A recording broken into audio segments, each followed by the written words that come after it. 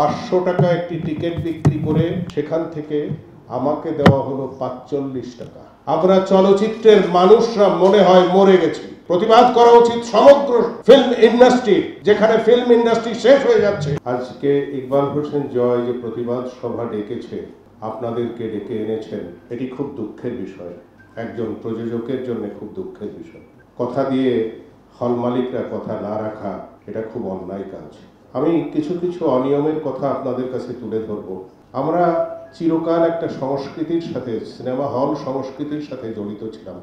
এটা সিনেমা হলের সংস্কৃতি ছিল যে একটি হলে ছবি রিলিজ হবে, 5টি করে শো হবে কিংবা 4টি করে শো, শুক্র শনি 5টি শো, রবিবার থেকে 3টি শো।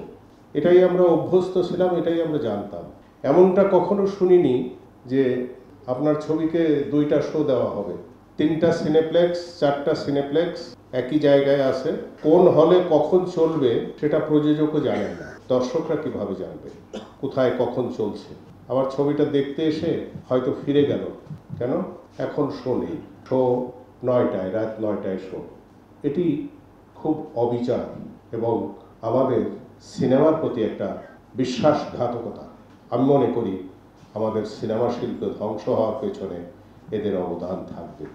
ঈদের দিন ইংরেজি ছবি চালানো খুবই দুঃখ এবং পরিতাপের বিষয়। যেখানে 13টা ছবি মুক্তি পেয়েছে, সেখানে সেই 13টা ছবির একটি ছবি না চালিয়ে ইংরেজি ছবি ঈদে চালানো, এটা আপনাদের কাছে শুনলে খারাপ লাগবে না? আপনাদের কাছে শুনলে খারাপ লাগবে না যে একটি সিনেমা দেখতে গিয়ে টিকিটের দাম 500 টাকা? 500 টাকা টিকিট, তারপরে সেই টিকিটের প্রবেশ মূল্য কত? প্রবেশ মূল্য নিশ্চয়ই 100 টাকার বেশি নয়। আমি শুনেছি 90 টাকা। 90 টাকা হলে 45 টাকা আমার ভাগে। তাহলে কি হলো? 500 টাকা একটি টিকিট বিক্রি করা হলো, সেখান থেকে আমাকে দেওয়া হলো 45 টাকা। এটা কোনো বিচার? এটা কোনো কথা?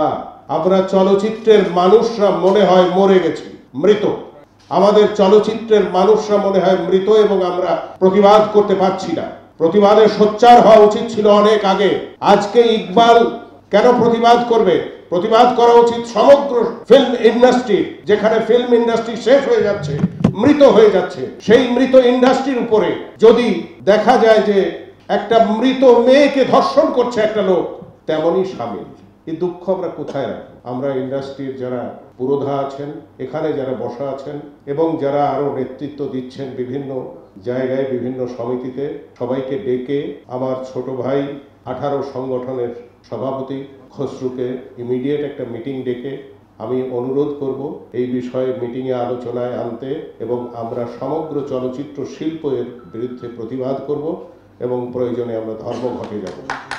এবং আমরা মন্ত্রণালয়ে গিয়ে, আমাদের প্রতিনিধি গিয়ে মাননীয় মন্ত্রী মহোদয়কে অবগত করবেন এবং একটা সময় বেঁধে দিয়ে আসবেন, যে সময় পরে আমরা ছবি সরবরাহ বন্ধ করে দেব। এই থাকবে আমার প্রস্তাব। আপনারা আমার এই প্রস্তাবে যদি একত্রিত হন তাহলে আমি আপনাদের সাথে থাকবো। অবিচার করা উচিত না, অবিচার করবেন না। আমাদের ইন্ডাস্ট্রি প্রায় শেষ হলে দেশের, কিন্তু বলেছে শেষ হলে দেশ এবং জাতির বড় ক্ষতি হয়ে যাবে। এটা আমি অনেক আগেই বলেছি। সিনেমা আবেগ তৈরির কারখানা, এই আবেগ তৈরির কারখানাটা যেন বন্ধ না হয়, তাহলে দেশ ও জাতির প্রচণ্ড ক্ষতি হয়ে যাবে।